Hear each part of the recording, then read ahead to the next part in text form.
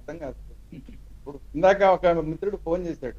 అతను ఫోన్ చేసింది డైరెక్ట్ గా రెవెన్యూ చీఫ్ సెక్రటరీ తీసుకోవాల్సిన నిర్ణయం, మంత్రి గారితో మాట్లాడి తీసుకోవాలి. లేదంటే ముఖ్యమంత్రి గారు ఒక నిర్ణయం తీసేసుకుని దీనికి పరిష్కరించండి అని చెప్పి మంత్రి గారు డైరెక్ట్ అక్కడ జరగాల్సిన వ్యవహారం.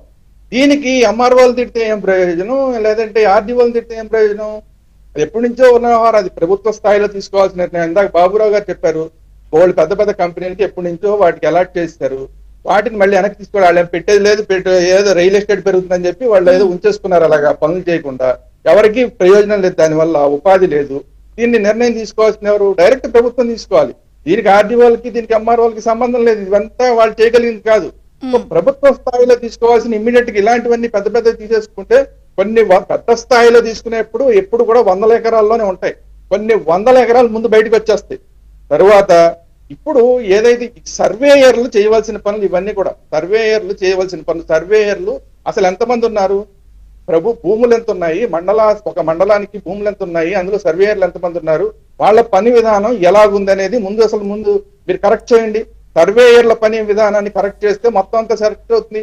ఇంకొకటి, ఈ రాజకీయ నాయకులు చేసే పెద్ద దుర్మార్గం ఏంటంటే, ఓ మంత్రి వస్తే ఆ మంత్రి వెనకాల కొంతమంది ఎంఆర్ఓలు కొన్ని వెహికల్స్ పెట్టాలి, ఆ వెహికల్ డబ్బులన్నీ కూడా ఎంఆర్ఓలు పెట్టుకోవాలి. ఎంత జర్నలిస్టులు లోకల్ గా తిరిగిన వాళ్ళం కాబట్టి మా అందరికి తెలుసు, మీరు కూడా తిరిగారు.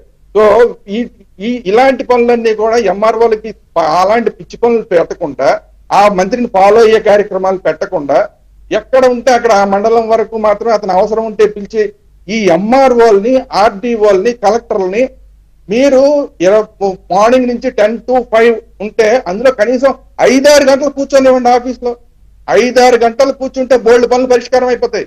వాళ్ళు అసలు కూర్చోడానికే పని అవకాశం లేకుండా చేసేస్తాయి. ఈ ప్రభుత్వం కాదు, నేను రాజకీయ నాయకులు ఈ విధానాన్ని పూర్తిగా మార్చేశారు. వీళ్ళు వెనకాల తిప్పుకోవడమే పని, ఆర్డీఓల్ని ఎంఆర్ఓల్ని తిప్పుకోవడం. వాళ్ళు వెహికల్స్ పెట్టే కార్యక్రమం వాళ్ళదే, డీజిల్ కొట్టించే కార్యక్రమం వాళ్ళదే. వాళ్ళు చేయి జాబ్కి ఏం చేస్తారు? వాళ్ళు ఎక్కడికి తీసుకొస్తారు? వాడికి ఉండే జీతం ఎంత, ఇవన్నీ ఎక్కడ పెట్టుకుంటారు?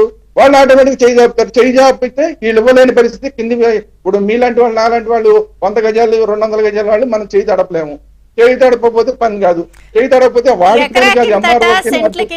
గజాలకింతట లైవ్ లో పెట్టేస్తున్నారు.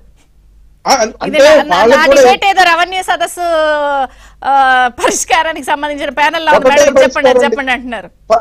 ఒకటే పరిష్కారం అండి, సర్వేయర్లని మీరు అవసరమైతే ఇంకొక సర్వేయర్ని అప్గ్రేడ్ చేయడం కాదు, కొంతమందిని డిప్యూట్ చేయండి, కొంతమంది సర్వేయర్లుగా కొత్త వాళ్ళని వేసుకుని ఇందాక నేను చెప్పిన ఏ విధానాన్ని తీసుకొచ్చి కంప్యూటరైజేషన్ లో కరెక్ట్ గా చేస్తే సర్వేయర్ల దగ్గరే పనులు అయిపోతాయి. సర్వేయర్ చేసిన తర్వాత ఆటోమేటిక్ ఎంఆర్ఓ సంతకం చేస్తాడు, ఆర్డీఓ సంతకం చేస్తాడు. కరెక్ట్ గా ఉందంటే కరెక్ట్ గా ఉందా లేదా అని తేల్చలేదు. ఇప్పుడు ఇంతకీ అసలు సమస్య అంతా, అసలు మన సమస్య కరెక్ట్ గా ఉందా లేదా అనే తేల్చల, ఎన్ని సంవత్సరాలైనా తేల్చల.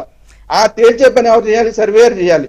ఆ సర్వేయర్ల వ్యవస్థని మీరు కరెక్ట్ చేస్తే కనుక మొత్తం అంతా కూడా పరిష్కారం అవుతుంది. నేను చెప్పినట్టు ఆ రెవెన్యూ అధికారులని రాజకీయ నాయకులు వెనకాల తిప్పడం మానేసి ఆఫీసులో కూర్చోబెట్టండి, ఆటోమేటిక్ గా పనులు అయిపోతాయి. బాబురావు గారు మీరేం చెప్తారు? అది ఒక పరిష్కారంతో పాటు ఇప్పుడు బ్రిటిష్ కాలం నాటి భూముల్ని ఇంకా డాటెడ్ లో ఉంచడం, అవన్నీ అలాగే కొనసాగడం, అంటే ఈ 22A ఇష్టం వచ్చినట్టుగా ఎత్తేసుకుని పెట్టుకున్నారు, అవన్నీ కూడా ఒక్కసారి మొత్తం అంతా ప్రక్షాళన చేయాలంటారా? దీనికి అసలు పరిష్కారమే లేదా సిబ్బందిని మార్చాలా? బాబురావు గారు మాట్లాడే ఒక్క మాట చెప్తా.